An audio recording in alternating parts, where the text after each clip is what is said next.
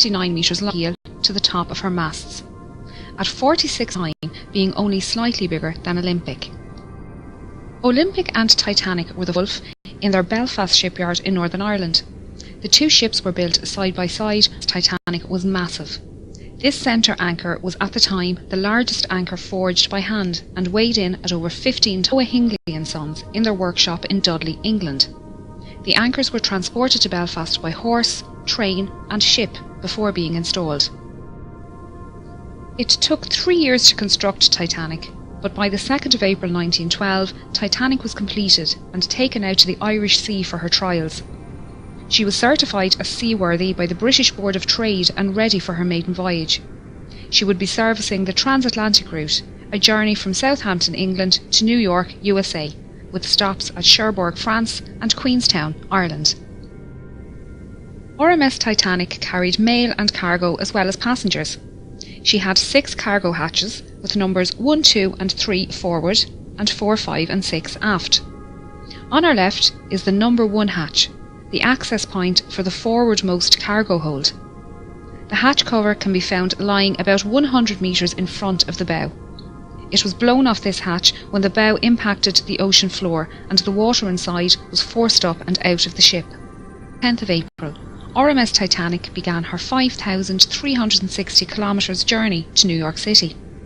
She was due to arrive in the early hours of Wednesday the 17th of April, but with calm ocean conditions and good weather, it was possible she could arrive early on Tuesday evening instead. The night of the 14th of April was moonless and a light fog was developing on the horizon. Titanic's captain Edward Smith had received a number of ice warnings during the day and had changed their course so they were further south to avoid the affected areas. The captain retired to bed and First Officer William Murdoch took charge of the bridge as officer of the watch. Titanic steamed ahead through the night while lookouts Frederick Fleet and Reginald Lee searched the horizon for small ice. They were standing here in the crow's nest when at 11:40 p.m. Fleet spotted an iceberg directly ahead. He rang the warning bell 3 times to indicate an obstacle ahead and phoned the bridge. Murdoch gave the order, hard a starboard, and the ship turned to port, but it was too late. Titanic struck the iceberg on her starboard side. The impact buckled hull plates and sheared rivets, revealing her 6 compartments to the ocean. You can see here the remains of the crow's nest platform and the mounting bracket for the bell above the access hole. The bell and telephone can be found lying in the debris field. The lookouts would climb up a ladder on the inside of this mast to reach the crow's nest. Both Lee and Fleet didn't believe Titanic had struck the iceberg hard and thought it was just a close shave. They didn't realise the seriousness of the situation until they arrived on the boat deck and were ordered into lifeboats.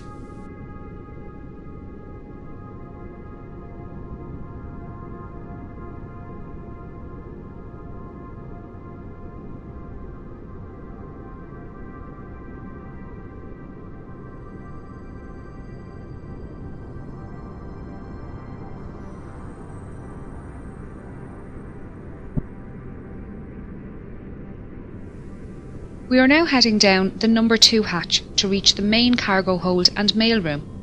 We're passing by decks D, E, F and G, which house the 3rd class open space and cabins for 3rd class single men and crew. 3rd class single women and families were accommodated in the stern. The D deck open space was a large sheltered area with bench seats, small tables and a bar. Steerage passengers used this space to walk, socialise and to listen to music. They were expected to create their own entertainment and some passengers brought their instruments with them on the journey. The 3rd class passengers held a dance party here on the night of the sinking. The crew staying in this section were mostly firemen, trimmers and greasers. These crewmen worked in the hot and dirty boiler and engine rooms, shovelling coal and greasing machinery. Because of this, they had their own special wash areas and slept in rooms away from passengers. They accessed their work areas through a passageway under the cargo hold below. Titanic contained 15 bulkheads, thick walls that separate her lower decks into 16 watertight compartments. It was a new design technique that meant Titanic could stay afloat with up to 4 of her compartments damaged and led to her being considered unsinkable. Unfortunately, the collision with the iceberg opened 6 compartments. Within the first 15 minutes, this cargo hold was underwater and the third-class accommodation on G-deck above was starting to fill with water. This hold was used to store cargo for passengers and businesses being transported across the Atlantic. Among the crates of fabrics, furniture and food products, there were also a few unusual items, including orchids, dragon's blood, barrels of mercury and a brand new Renault automobile. Some of the more expensive items being carried included Egyptian artefacts heading for the Den by Blondel. These items were most likely held in the first-class baggage area next door, but were lost along with the mailroom when that section filled with water 20 minutes after the collision. We are now going to head through to the mailroom on the other side of this bulkhead. RMS Titanic was registered as a Royal Mail steamer and contracted to transport mail across the Atlantic. RMS liners were favourable with passengers as they were considered more reliable to arrive at their destination on time. Titanic had a mailroom and post office on board, with 5 dedicated post office workers. This team consisted of 2 British and 3 American clerks, and together they sorted up to 60,000 letters per day. John Jago Smith and James Williamson were from the British Royal Mail, and William Gwynne, John March and Oscar Woody were from the US Postal Service. They worked in both this room and the sorting room upstairs, and their sleeping quarters can be found above on F deck. There were roughly 200 bags of registered mail and 3,500 standard mail bags on board, meaning a total of roughly 7 million pieces of mail and 700 parcels were lost in the sinking. The iceberg damage ran directly across the starboard side of this room, leading to this space flooding early in the night. The 5 clerks worked tirelessly to try and save the mail and managed to carry 200 mail bags up these stairs to the sorting room. Only a few minutes later, the water had reached this level and they moved what they could to D-deck. Their final movements aren't known, and sadly, all 5 mail clerks died in the sinking.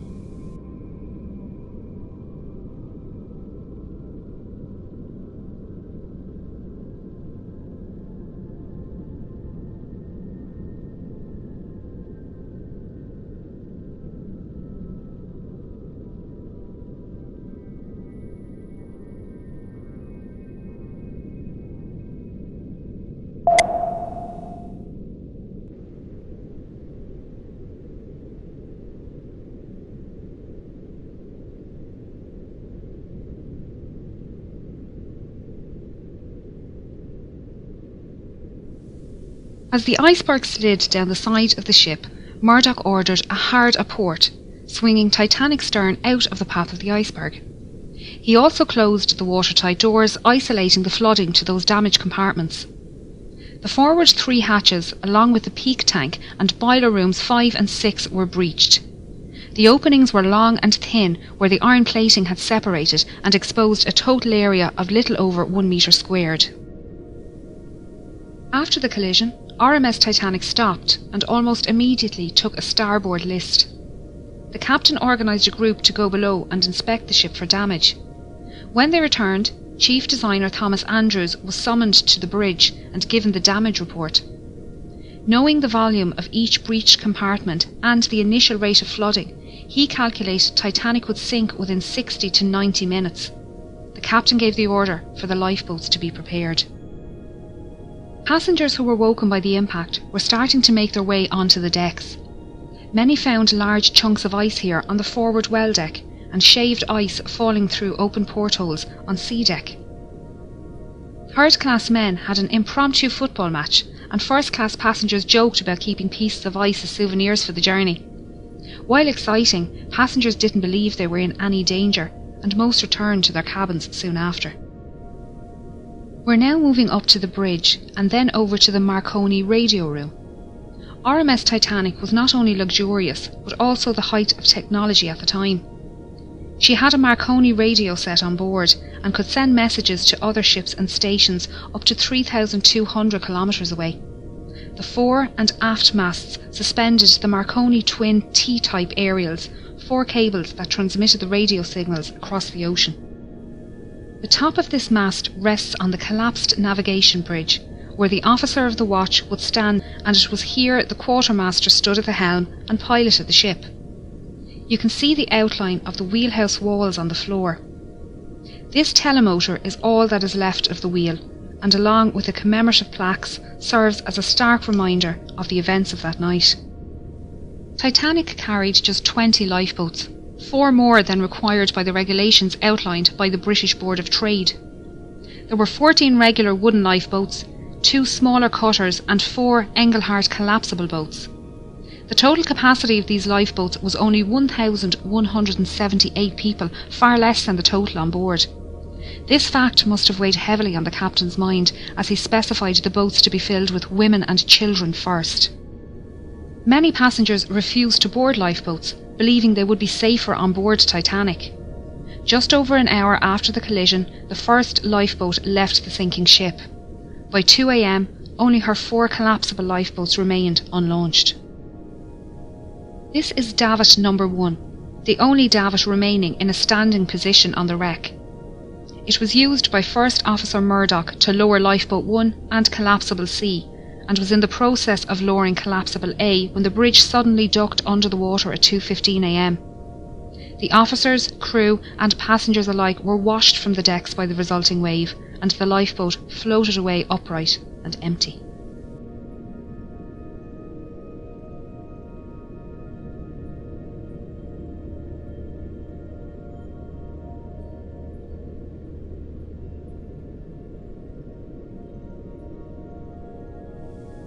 This hole is where the forwardmost funnel was situated.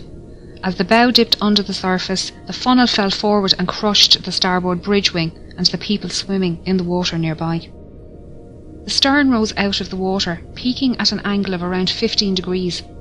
This placed stress on Titanic's keel, which buckled and twisted, tearing the ship in half and sending the waterlogged bow plummeting to the ocean floor. The tear wasn't clean, with the decks failing to hold at varying positions. The stern, now rapidly filling with water, bobbed on the surface for a few minutes before slipping under. Those in lifeboats had rowed far away from the ship for fear of being pulled under by the suction as Titanic sank. They were now left to decide whether they remain safe in their boat or try to rescue some of the 1,500 people floating in the freezing water. If they returned to the wreckage, they risked being capsized by panicked swimmers trying to climb into their lifeboat. It was a hard decision, and many decided the risk was too great. Only 3 boats pulled people from the ocean that night. Most people in the water succumbed to hypothermia within 15 to 20 minutes, their life belts keeping them afloat. A few managed to make their way to the unlaunched collapsibles A and B and pulled themselves aboard. Here they waited, in the dark, not knowing how long they would be floating on the open sea. The opening ahead of us is the Marconi room skylight. We're now going to descend into the room to learn about the rescue.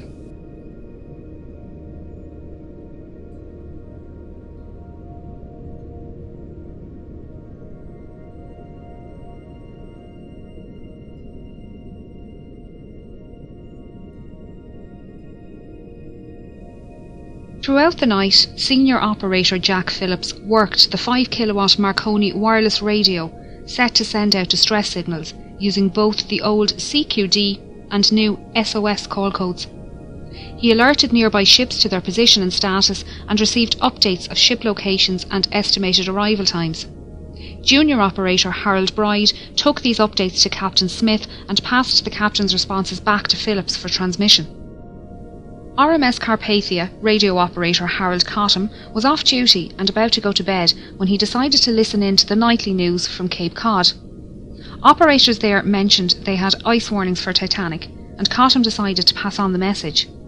He was surprised when Phillips responded to his call with a CQD and gave Titanic's location. Cottam immediately took the message to Carpathia's captain Arthur Rostron, who ordered all hands on deck and told Cottam to let Titanic know they were on their way. These calls for assistance were only possible with the help of the Titanic's engineers working down in the ship's engine room. The dynamos powered the ship's lights, water pumps and Marconi equipment. As Titanic took on more water, her engines began to fail and the signal strength weakened. Bride adjusted the current and motor speed to find the strongest spark, while Phillips tested the equipment in the room next door. Bride's final settings can be seen on the wall here.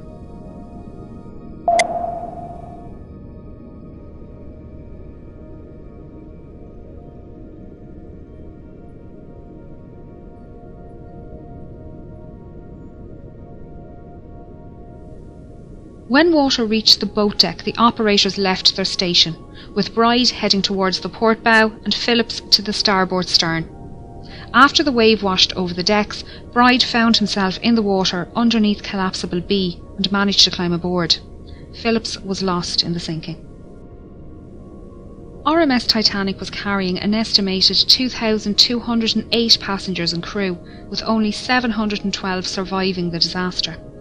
Those who survived spent the night floating in darkness until RMS Carpathia arrived around 4 a.m. Captain Rostron had pushed the Cunard liner to break her speed record, but it wasn't enough. Titanic had sunk before Carpathia arrived, and they found 20 lifeboats at Titanic's location. Unfortunately, the exact number of victims is unknown, as there were many last-minute ticket purchases and cancellations, and the documentation was lost along with the ship. Of the 1,370, no passengers couldn't access the boat deck without entering second class or crew areas.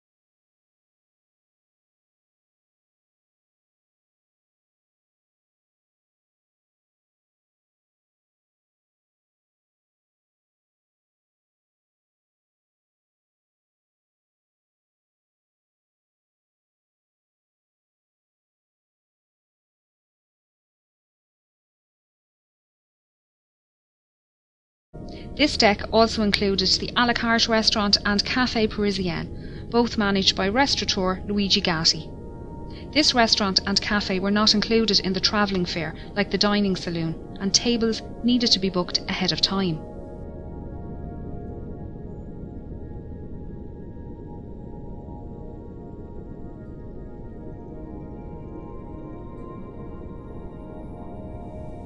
C deck was known as the shelter deck and contained first-class accommodation along with a first-class barber shop, inquiry office and purser's office.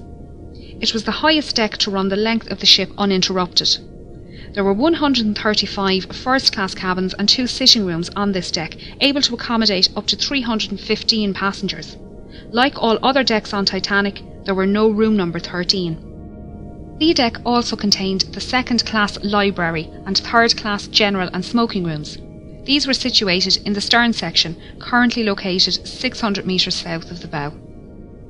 There were 2 purser's offices on board, one for first class and one for second class. The offices were run by 6 pursers who handled passenger inquiries, cash and valuables in the safe, and issued tickets to the Turkish baths and swimming pool on F deck. First and second class passengers needed to register their arrival at their respective purser's office, and they were given maps of the ship. This office was also the first point of call if first class passengers wished to send telegraph messages using the new wireless technology on board. Chief Purser Hugh McElroy was well known among the first-class passengers and crew, having served on White Star liners for 13 years. He often dined alongside passengers in the restaurant. During the cross-channel journey, McElroy kept a canary in his cabin, minding it during its delivery to a friend in Cherbourg. On the night of the accident, he was seen assisting with loading and lowering Lifeboat 9. He helped women enter the boat and spoke with owner Bruce Ismay. He was also seen on deck speaking with Assistant Purser Reginald Barker and surgeons William O'Loughlin and John Simpson. The friends were standing silently watching the last boats being lowered and spoke briefly with Officer Lightoller before shaking hands and saying their goodbyes.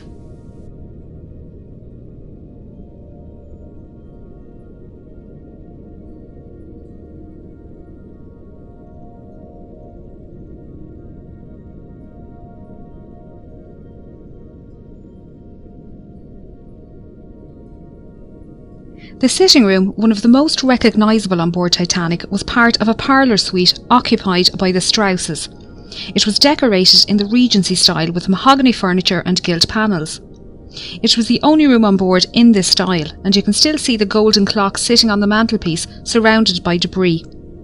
The bedroom next door also contained mahogany furniture, this time contrasting with the white gilt panelling and decorated in the Empire style. Isidore Strauss was one of the owners of Macy's department store, and he and his wife Ida were returning home to the United States after visiting Europe for the winter. Their adult son Jesse was travelling with his young family from New York towards Europe on board the liner SS America, and their ships crossed paths in the afternoon of the 14th of April. Isidore sent a short message to Jesse that afternoon, noting the fine weather they had experienced.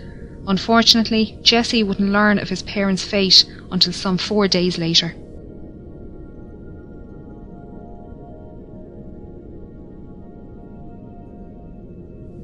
The elderly couple were woken by the slight bump as Titanic struck the iceberg, and made their way up onto the deck after waking their maid and valet. When the time came for Ida to board Lifeboat 8, she entered the lifeboat but then realised her husband would have to stay on board. She stepped back out. Isidore and others tried to convince her to re-enter the boat, but she refused to leave without her husband.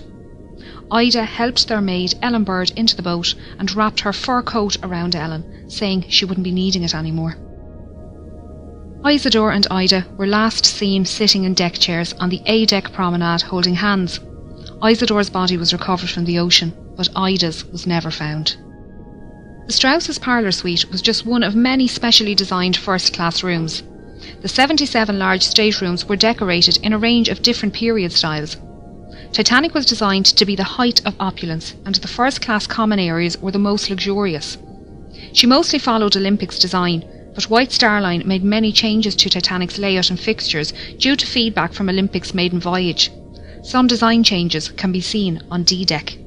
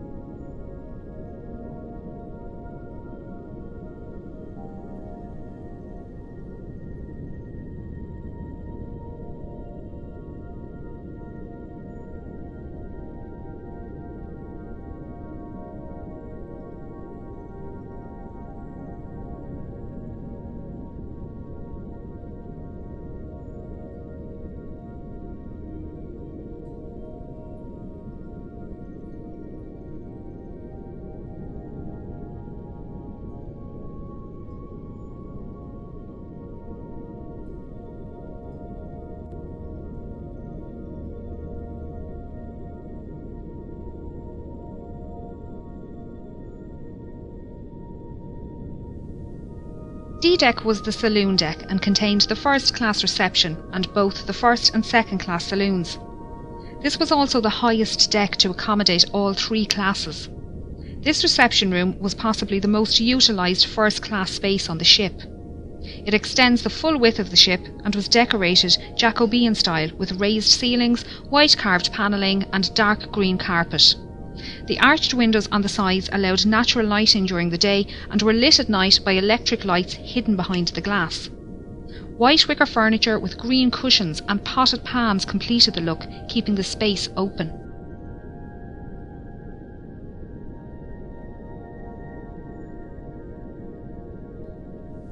A Steinway grand piano sat in the corner and was played as part of a quintet during afternoon tea and in the evenings. Passengers would sit and listen to the band before heading to dinner in either the B-deck restaurant or through the double doors to the first-class saloon. Percy Fletcher, the ship's bugler, called passengers to their evening meals by playing the Old Roast Beef of England at various locations around the ship.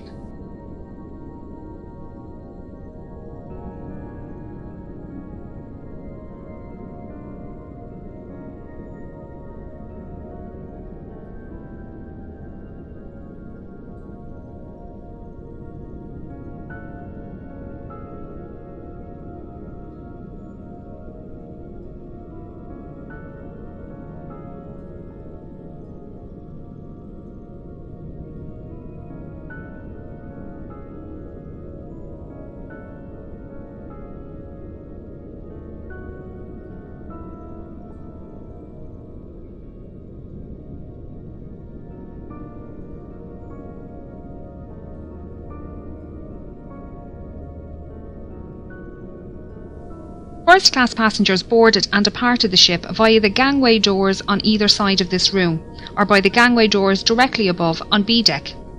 These lobbies were larger on Olympic and extended out into the reception area.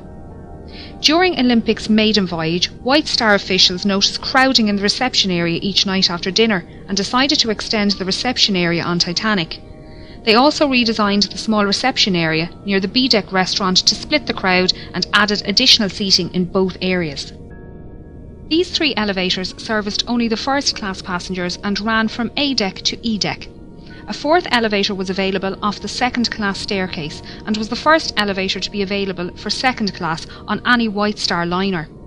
As no photographs exist of Titanic's forward grand staircase or elevators, it was assumed they were exact copies of those found on Olympic. It wasn't until film director James Cameron explored this area with an ROV that it was discovered the intricate design of their grilles is different to that on Olympic. Not a lot of sea life lives at this depth, but since discovering the wreck we've learned quite a bit about the ones that do.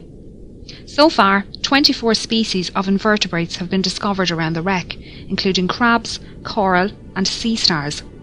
There have also been 4 species of fish found, with the rat-tail or grenadier fish being one of the more common species. They can grow up to 1 metre long and can be found both inside and outside the wreck.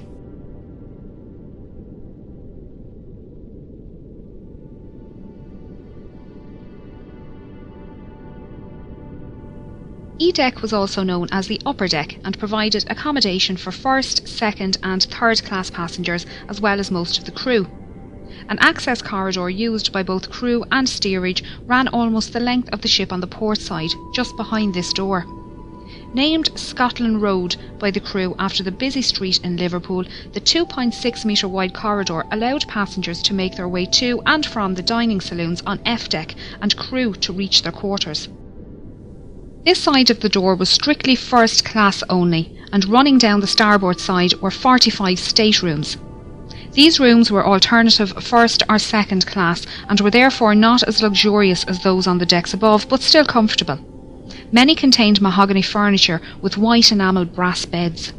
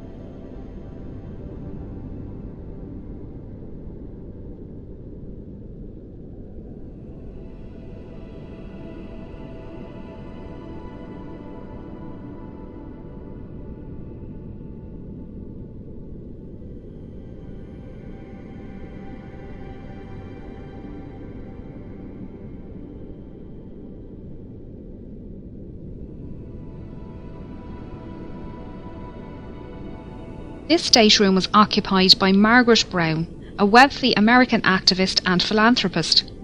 She was heavily involved in workers' and women's rights and campaigned to support those less fortunate both before and after the accident. Margaret was at home in the United States. She booked the earliest ship from Cherbourg back to New York, the RMS Titanic. In her interview with Colonel Archibald Gracie, she stated she was lying on her brass bed reading at the time of the accident. She felt the bump, but didn't think much of it and kept reading. It wasn't until she heard men talking about heading up on deck that she decided to find out what happened. One of the men told her to grab her lifebelt and head up onto the boat deck with them.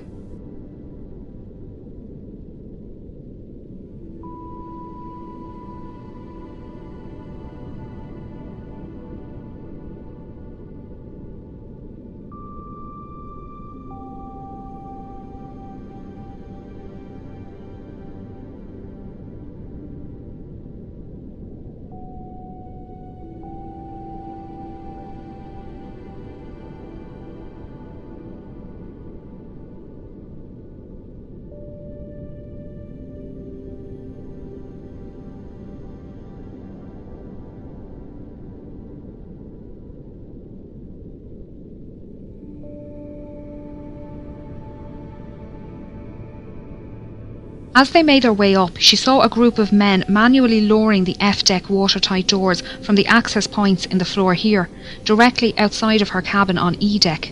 The men were joking around as they worked, so she thought it must only be precautionary. Margaret helped women board lifeboats on the port side of the ship before being persuaded to join Lifeboat 6. She noticed her lifeboat was lacking rowers and organised people to take an oar. She tried to convince the passengers of her lifeboat to head back to the wreck and save those swimming, but was met with opposition from the quartermaster in charge. Once on board RMS Carpathia, she organised a 9-member survivors committee who raised compensation funds for second and third class passengers and paid for passenger telegraph messages. The committee raised over $10,000 in the 4 days' travel to New York, the equivalent of $234,000 in today's money. Margaret, along with 2 other first-class women, organised daily counselling sessions held in the dining saloon, and her fluency in French, German, Italian and Russian helped her console non-English speaking passengers. Margaret's efforts to help others on board both Titanic and Carpathia earned her respect, as did the determination of Carpathia's Captain Rostron. At a ceremony in New York, Titanic survivors presented Captain Rostron with a silver cup and golden medal to thank him for coming to their rescue and for the hospitality shown to them on board Carpathia.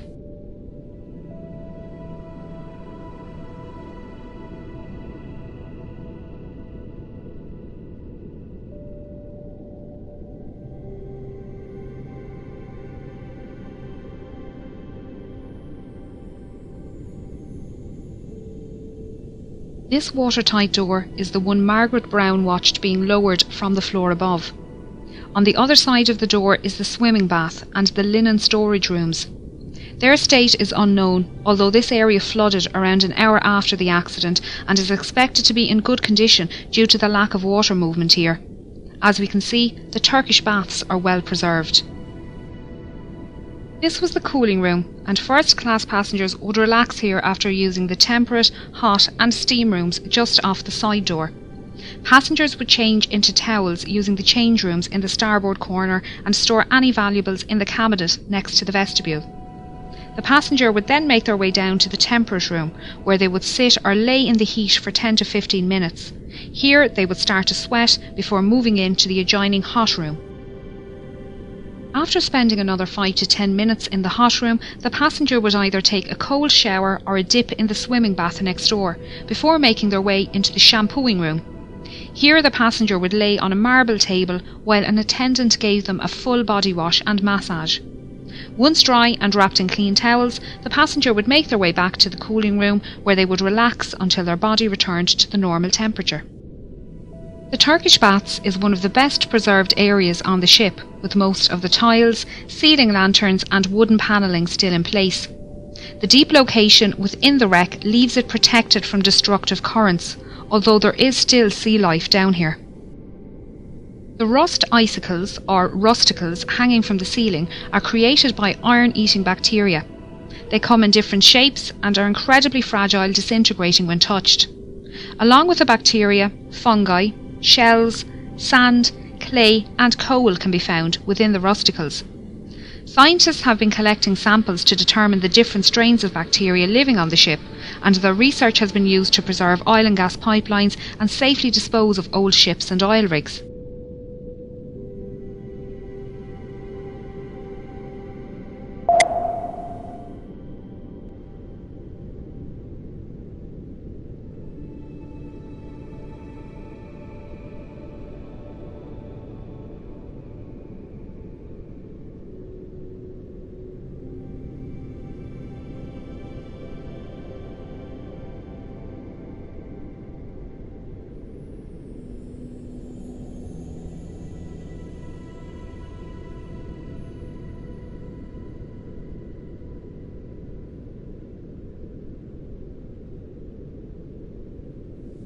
As first-class passengers rose up this staircase and made their way out onto the boat deck, they would have passed the band playing in this alcove next to the entrance. The band consisted of 8 musicians led by violinist Wallace Hartley. They usually played separately as a quintet and string trio at varying locations throughout the day. During the evacuation, the musicians began playing near the B-deck restaurant, before later moving up to this position near the forward grand staircase. They played mostly ragtime tunes to calm passengers standing nearby and draw passengers inside up to the boat deck.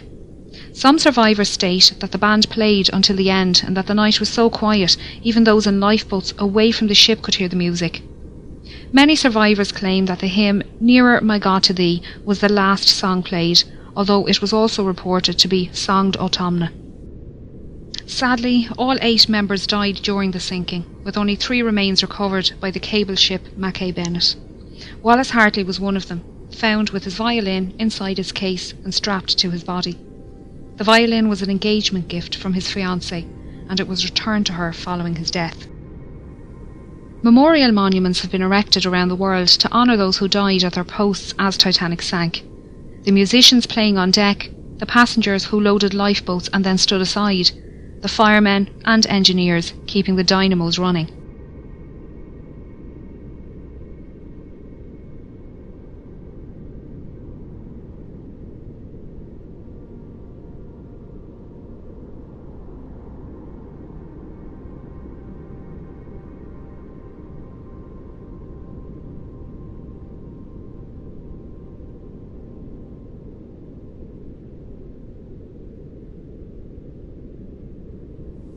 The boilers standing here are part of Boiler Room 2 and were running until the end, powering the dynamos in the stern.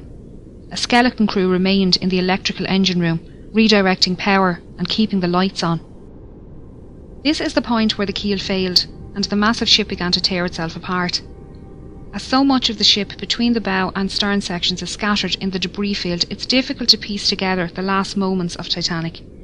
Even those watching it happen couldn't agree, with the inquiries held in both the United States and England producing contradicting accounts. Many expositions to find and raise the wreck were proposed over the years, with the exact location of her wreck being unknown. Titanic's coordinates sent out in distress on the night of the accident had been incorrect. On 1st of September 1985, a Canadian-French team were searching the area when Dr. Robert Ballard came across some small debris. He followed the trail which led him to a boiler and eventually the wreck. His discovery confirmed suspicions that Titanic had in fact split, and there was no hope of raising the wreck as a whole. Scientists and historians have long argued for and against the recovery of artefacts from the site, while agreeing the site should be treated as a mass grave. Although it's predicted Titanic's wreck will disintegrate within the next 20 years, her story will intrigue generations to come.